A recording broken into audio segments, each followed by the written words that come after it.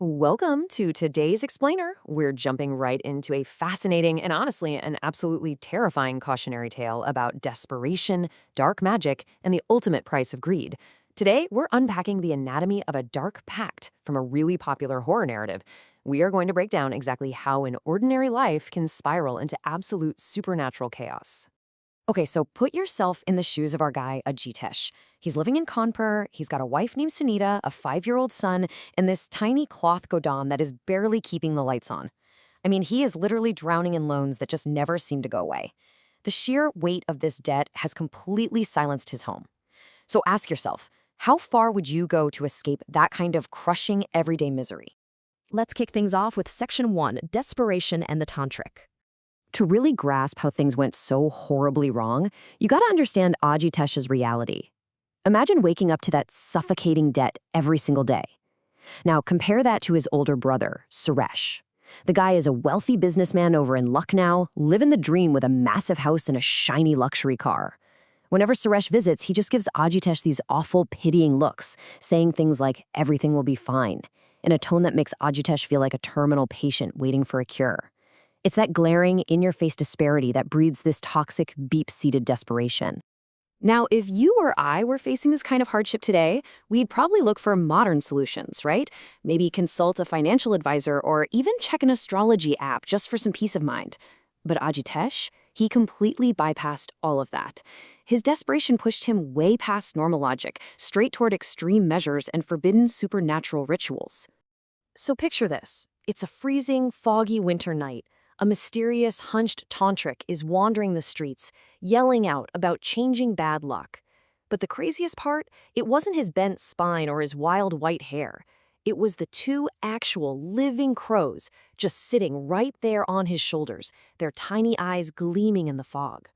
While everyone else is locking their doors and hiding, Ajitesh has this dark realization. He thinks, maybe, just maybe, this is the shortcut he's been waiting for. Which brings us to Section 2, the rules of Kak Tantra. Ajitesh just can't shake this encounter. After a totally sleepless night, he actually tracks the tantric down. This is where he's introduced to something called Kak Tantra. It's an intensely dark supernatural practice that views crows as literal messengers, the doorways between the world of the living and the realm of the dead. If harnessed the right way, this magic can grant basically impossible worldly desires. But as you can probably guess, this kind of power is definitely not free. This magic demands a seriously gruesome daily toll. Every single morning, without fail, Ajitesh has to cut his own finger. He's got to mix his blood with grain and feed it to the crows. There are 0 sick days here. No weekends off. Failing to perform this exact bloody procedure guarantees the spell breaks, and if that happens, his life will be completely and utterly destroyed. Against all common sense, Ajitesh agrees. The tantric takes some of Ajitesh's blood, mixes it with grain, and feeds it to the crows right there on his shoulders. The deal is sealed. But right before walking away, the tantric drops this massive, chilling warning. Never forget the crows. They do not forget. Now we jump to Section 3, Wealth and the Breach. Believe it or not, the magic works, like instantly. In just the first week, a business deal that had been totally stalled out for 3 years suddenly closes. Fast forward a few months, and Ajitesh is absolutely loaded. He buys this luxurious new house, and for the first time in years, his wife, Sunita, is actually smiling. But time passes. Years later, comfortably wrapped up in all this luxury, human hubris kicks in. Ajitesh gets sloppy. First, he reduces the daily blood ritual down to just once a week. Then, eventually, he stops doing it completely. And that leads us to Section 4, the crow's warning. The payback doesn't start with a bang. It starts with a creep, a single omen. Every single morning, one crow perches on Ajitesh's shiny new luxury car outside the mansion, cawing loudly at the exact same time. It's like this eerie, blaring alarm clock of impending doom. Ajitesh keeps shooing it away, but the bird always comes back. From there, things just completely unravel. Day 1, he starts finding dead crows right at his front door. He tosses them, totally ignoring the warning. Week 2 hits, and it's a financial bloodbath. Heavy, unexplainable business losses, plus a partner commits fraud and just vanishes. By week 3, his original cloth godown burns completely to the ground. It's like some invisible force is just emptying his bank accounts daily. Completely penniless, Ajitesh, Sunita, and their now teenage son are forced to pack up in silence and flee back to their old, rundown home. But the financial ruin was literally just the warm-up. Now we enter pure psychological torture. When they pull up to that old house, Ajitesh looks outside and doesn't see an empty street. He sees total silence and hundreds of crows. They are covering the roof, the doors, the peepal tree outside. They aren't flying, they aren't making a single sound. They're just staring, unblinking, waiting for him. That night, a crow taps repeatedly on his bedroom glass, its red eyes glowing in the dark. Panicking, Ajitesh tries to restart the ritual the next morning, slicing his finger and offering the blood. But not a single crow comes down. It's too late. Which brings us to our terrifying climax. Section 5, the final vengeance. What's truly horrifying here is how the curse directly targets the innocent. Ajitesh's son, who is now 15 years old, undergoes a complete transformation. The kid totally stops speaking, he just growls at people.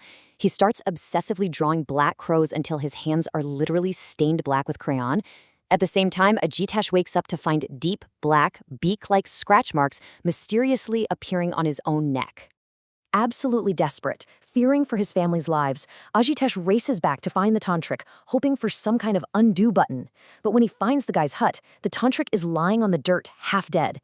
His clothes are shredded, his body is covered in beak and claw marks, and crows are just swarming him. The tantric looks at Ajitesh and screams this final, horrifying curse. "Fool, this is because of you! Get out, they will take everything from you!" Ajitesh sprints back to his house, but that quiet, creepy stalking from before?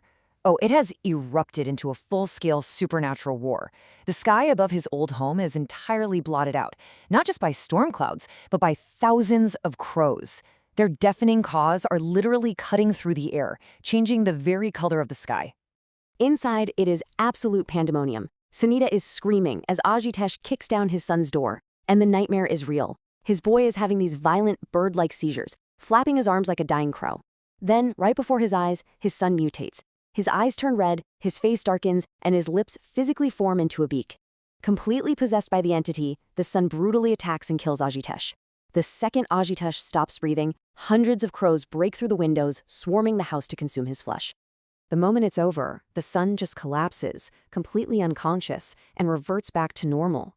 Sunita, understandably traumatized out of her mind, grabs her son and runs into the night, never to return. Today, that house stands as a crumbling ruin.